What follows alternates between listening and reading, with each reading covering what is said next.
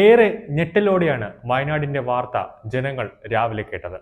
കവളപ്പാറയിലും പെട്ടിമുടിയിലും മരിച്ച ഉറ്റവരെയും ഉടയവരെയും എല്ലാം നഷ്ടപ്പെട്ട മലബാർ മേഖല ഒന്ന് നിവർന്നു വരുന്നതിന് ഇടയിലാണ് വീണ്ടും മനോഹരമായ മലനിരകളുള്ള വയനാടിന്റെ സൗന്ദര്യത്തിന് തന്നെ തകർത്ത് തരിപ്പണമാക്കിക്കൊണ്ട് ആ ദുരന്ത വാർത്ത കേട്ട് ഓരോ മലയാളികളും രാജ്യവും ഉണർന്നത്. ഈ സംഭവത്തിൽ ഒരു വലിയ പ്രശ്നം ഉണ്ടായതിന്റെ പരിണിത ഫലം ആണ് നമ്മളിപ്പോൾ അനുഭവിച്ചു കൊണ്ടിരിക്കുന്ന ഈ ദുരന്തം. പക്ഷെ ആ കാരണം എന്താണെന്ന് ഇപ്പോൾ പറയുന്നത് ശരിയല്ല. വലിയൊരു പ്രദേശം മുഴുവൻ നാമാവിശേഷമായ കാഴ്ച അക്ഷരാർത്ഥത്തിൽ കേരളത്തെ ഭയപ്പെടുത്തുന്നതായിരുന്നു. വയനാട്ടിലെ മുണ്ടക്കൈ, അകമല, ചൂരൽ മലപ്രദേശങ്ങളിൽ രാത്രി 2 മണിയോടുണ്ടായ ഉരുൾപൊട്ടലിൽ ഒട്ടനവധി പേരാണ് മണ്ണിലും ചെളിയിലും പുതഞ്ഞുപോയി ജീവൻ നഷ്ടമായത്. വീടുകളിൽ കിടന്നുറങ്ങിയ പലരെയും കിലോമീറ്ററുകൾക്ക് അപ്പുറത്ത് നിന്നാണ് മൃതശരീരങ്ങൾ മാത്രമായി കണ്ടെടുത്തത്. ദുരന്തത്തിന്റെ വ്യാപ്തി എത്രത്തോളം ഉണ്ടെന്ന് ഇതിൽ നമുക്ക് വ്യക്തമാണ്. പരിക്കുകളോടെ ആശുപത്രിയിലെത്തിയ പലർക്കും തങ്ങളുടെ ഉറ്റവർ എവിടെയെന്ന് പോലും അറിയാത്ത ഒരു നിസ്സഹായമായ ഒരു അവസ്ഥയിലായിരുന്നു. രാത്രി ഉറങ്ങിക്കിടന്ന ഓരോരുത്തരും മലവെള്ളപ്പാച്ചിലിൽ അകപ്പെട്ട് ചിന്നി ചിതറി. അർദ്ധരാത്രി ഇരച്ചെത്തിയ മഹാദുരന്തത്തിൽ നൂറുകണക്കിന് പേരാണ് ഒഴുകിപ്പോയത്. പലരും എവിടെയെന്ന് പോലും ഇപ്പോഴും ഒരു അറിവില്ല. ഇതിൽ രാഷ്ട്രീയ മുതലെടുപ്പുകൾ ഉണ്ടാകും. പക്ഷേ അതിനുള്ള സമയമല്ല.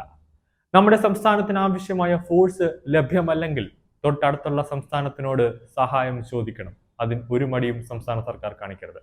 വയനാട്ടിൽ ഉറ്റവരെയും ഉടയവരെയും എല്ലാം നഷ്ടപ്പെട്ട് എത്രയോ ജീവൻ വേണ്ടി ചക്രശ്വാസം വലിക്കുമ്പോൾ കേരളത്തിലെ എംപിമാർക്ക് ഇപ്പോൾ തന്നെ ലോകസഭയിലും രാജ്യസഭയിലും വയനാട് ദുരന്തം ചർച്ച ചെയ്യണമെന്നാണ് അവർ ആവശ്യപ്പെടുന്നത്.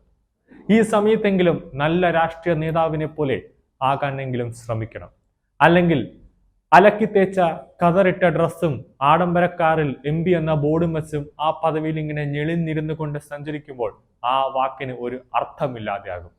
ജനങ്ങൾ നെഞ്ചത്താണ് ചേർത്ത് വെച്ച് MP എന്ന പദം നിങ്ങൾക്ക് നൽകിയത്. ഒരാപത്ത് വരുമ്പോൾ, ഒരു അപകടം വരുമ്പോൾ ജനങ്ങളോടൊപ്പം ഉണ്ടാകുമെന്ന ആ ഒരു വിശ്വാസത്തിലാണ് വോട്ടിട്ട് ജയിപ്പിച്ച് ലോകസഭയിലേക്ക് വിട്ടത്. അല്ലാതെ AC റൂമിൽ ഇരുന്നു കൊണ്ട് ചർച്ചകൾ നടത്തി കളിക്കാനല്ല. ദക്ഷിണേന്ത്യയിലെ എല്ലാ സൈനിക കേന്ദ്രങ്ങൾക്കും അലേർട്ട് നൽകിയിട്ടുണ്ടെന്ന് കേന്ദ്ര സഹമന്ത്രി ജോർജ് കുര്യൻ വ്യക്തമാക്കിയിട്ടുണ്ട്. പ്രധാനമന്ത്രി സംഭവം നടന്നതിന് പിന്നാലെ മുഖ്യമന്ത്രിയുമായും ബന്ധപ്പെട്ടിട്ടുണ്ടായിരുന്നു. സംസ്ഥാന സർക്കാരും കേന്ദ്ര സർക്കാരും ഒരുമിച്ച് രക്ഷാപ്രവർത്തനം നടത്തുകയാണ്. പാർട്ടി പ്രവർത്തകർ കഴിയാവുന്ന എല്ലാവിധ സഹായങ്ങളും സേവനങ്ങളും ഉറപ്പുവരുത്തണമെന്നും അദ്ദേഹം ആവശ്യപ്പെട്ടിട്ടുണ്ട്. K. സുരേന്ദ്രൻ ഇപ്പോൾ വയനാട്ടിലേക്ക് തിരിച്ചിട്ടുണ്ട്. സുരേന്ദ്രനെ കൂടാതെ സേവാഭാരതിയും BJP പ്രവർത്തകരും വയനാട്ടിൽ ക്യാമ്പ് ചെയ്തുകൊണ്ട് തന്നെ രക്ഷാപ്രവർത്തനത്തിന് വേണ്ട എല്ലാ സഹായങ്ങളും ചെയ്തു കൊടുക്കുന്നുണ്ട്. വയനാട്ടിൽ ഉരുൾപൊട്ടലുണ്ടായ പ്രദേശത്ത് രക്ഷാപ്രവർത്തനത്തിനും അനുബന്ധ പ്രവർത്തനങ്ങൾക്കുമായി സൈന്യത്തിന്റെ എഞ്ചിനീയറിംഗ് ഗ്രൂപ്പും അടിയന്തരമായി തന്നെ വയനാട്ടിലേക്ക് എത്തിയിട്ടുണ്ട്. സൈന്യത്തിന്റെ മദ്രാസ് എഞ്ചിനീയറിംഗ് ഗ്രൂപ്പ് ബംഗളൂരിൽ നിന്നാണ് എത്തുക. ഉരുൾപൊട്ടലിൽ പാലം തകർന്ന സാഹചര്യത്തിൽ ബദൽ സംവിധാനം അടക്കമുള്ള കാര്യങ്ങൾ സൈന്യത്തിന്റെ എഞ്ചിനീയറിംഗ് വിഭാഗം നടപ്പിലാക്കും. വയനാട്ടിലെ ഉരുൾപൊട്ടലിൽ ഉപരാഷ്ട്രപതി ജഗദീപ് ധൻഖറും അനുശോചനം രേഖപ്പെടുത്തിയിട്ടുണ്ട്. വയനാട്ടിൽ ഉരുൾപൊട്ടലിൽ നിരവധി പേർക്ക് ജീവൻ നഷ്ടമായ സംഭവം അഗാധമായ വേദന ഉണ്ടാക്കുന്നുണ്ട്. മരിച്ചവരുടെ കുടുംബാംഗങ്ങൾക്ക് എന്റെ അനുശോചനം അറിയിക്കുന്നു. ഒപ്പം പരിക്കേറ്റവരും വേഗം സുഖം പ്രാപിക്കട്ടെ എന്നും പ്രാർത്ഥിക്കുന്നു.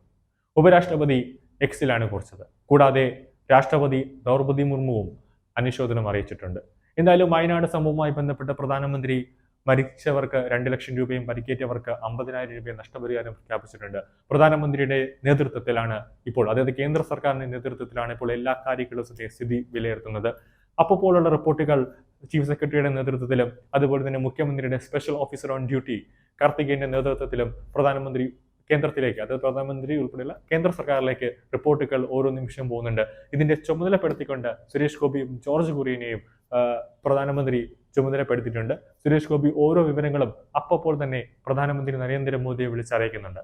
എന്തായാലും ഈ ഒരു ദുരന്തത്തിന്റെ രക്ഷാപ്രവർത്തനമെല്ലാം കഴിഞ്ഞതിനു ശേഷം വയനാട് ജനതയ്ക്ക് ആശ്വാസമായി വലിയൊരു പാക്കേജ് തന്നെ നരേന്ദ്രമോദിയുടെ ദുരിതാശ്വാസ ഫണ്ടിൽ നിന്നും, അല്ലെങ്കിൽ നരേന്ദ്രമോദി കേന്ദ്ര സർക്കാർ തന്നെ പ്രഖ്യാപിക്കുമെന്നതിൽ യാതൊരു സംശയവുമില്ല.